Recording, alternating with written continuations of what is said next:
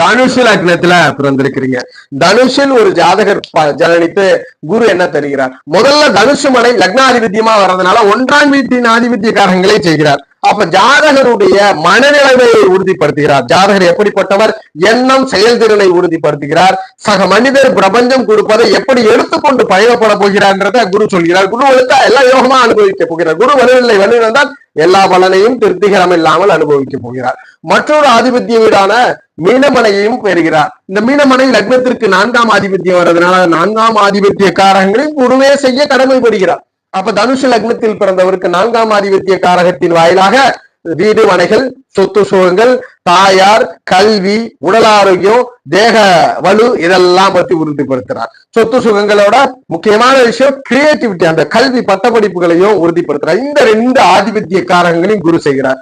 யோகமா இருந்தா இது நல்ல முறையில கிடைக்குது, அவயோகமா இருந்தா இதில் கிடைக்காமல் சிரமப்படுகிறார். குரு பாதிச்சிருந்தா கல்வி கிடையாது, தனுஷ லக்னத்தில் பிறந்தவருக்கு தாயார் கிடையாது, இது உறுதியானவர். இது போன்ற ஆதிபத்திய காரங்களை குரு செய்கிறார். இப்ப சுக்கிரன் என்ன தரார்? பொதுவா தனுஷிற்கு சுக்கிரன் அவயோக காரகம்.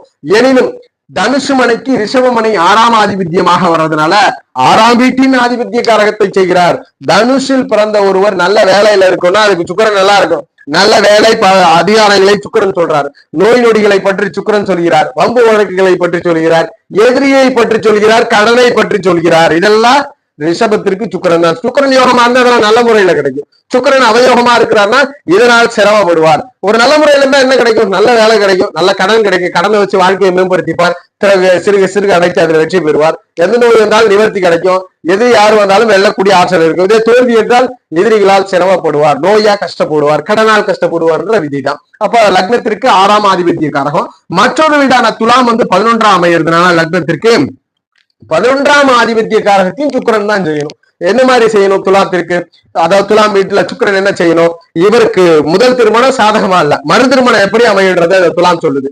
மூத்த சகோதர சகோதரிகளால் ஆதாயம் உண்டான்றது இந்த துலாமனை சொல்கிறது, அதாவது சுக்கிரன் சொல்கிறார். அதுபோல வாழ்க்கையில ஆசை எல்லாம் நிறைவேறுமா? ஒவ்வொரு மனிதனும் ஆசைப்படுவது என்பது மனிதனுக்குள்ளான இயல்பு குணம். அந்த இயல்பு குணம் எல்லோருக்கும் இருக்கு. அது சரிவர சரியான நிலையில் அதை வெற்றி அடைவாரான்றதா இந்த துலாமனையின் ஆதிபத்திய காரகம் பெற்ற சுக்கிரன் சொல்கிறார். அப்ப தனுசுல இருக்கிற வாழ்க்கையில மகிழ்ச்சியோடு கூடிய அனுபவத்தை பெற வேண்டும், லாபத்தை பெற வேண்டும் என்றால் சுக்கிரன் நல்லா இருக்கணும். அப்ப இந்த காரகங்களை தான் தனுஷில் பிறந்தவருக்கு குருவும் சுக்கிரனும் தரப்போகிறார்.